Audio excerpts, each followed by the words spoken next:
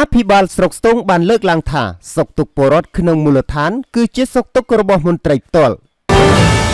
តារា Cambodia News អភិបាលស្រុកស្ទឹងបានលើកឡើងថាសុខទុក្ខពលរដ្ឋក្នុងមូលដ្ឋានគឺជាសុខទុក្ខរបស់មន្ត្រីផ្ទាល់លោកសាយកំឡំបានលើកឡើងដូចនេះក្នុងឱកាសដែលលោកនិងសហការីបានបន្តចុះជួបសំណេះសំណាលសួរសុខទុក្ខឧបត្ថម្ភស្បៀងគ្រឿងឧបភោគបរិភោគដល់ប្រជាពលរដ្ឋងាយរងហានិភ័យក្នុងឃុំពពកស្រុកស្ទឹងខេត្តកំពង់ធំកាលពីថ្ងៃទី4ខែមីនាឆ្នាំ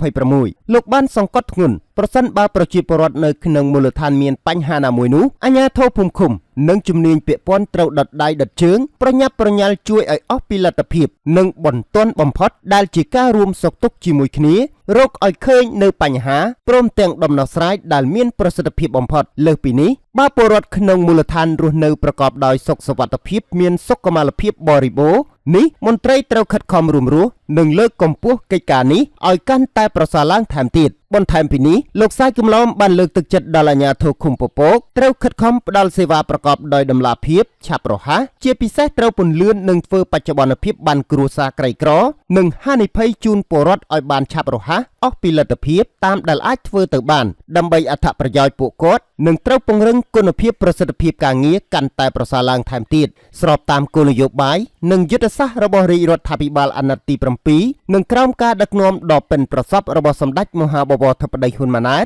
នាយករដ្ឋមន្ត្រីនៃព្រះរាជាណាចក្រកម្ពុជាសូមបញ្ជាក់ថាការជួបសំណេះសំណាលនៅក្នុងឱកាសនេះមានពលរដ្ឋងាយរងហានិភ័យចំនួន15គ្រួសារហើយលោកសាយកំឡំបានឧបត្ថម្ភនៅគ្រឿងឧបភោគបរិភោគនិងសម្ភារប្រើប្រាស់សម្លៀកបំពាក់មួយចំនួនទៀតផងដែរ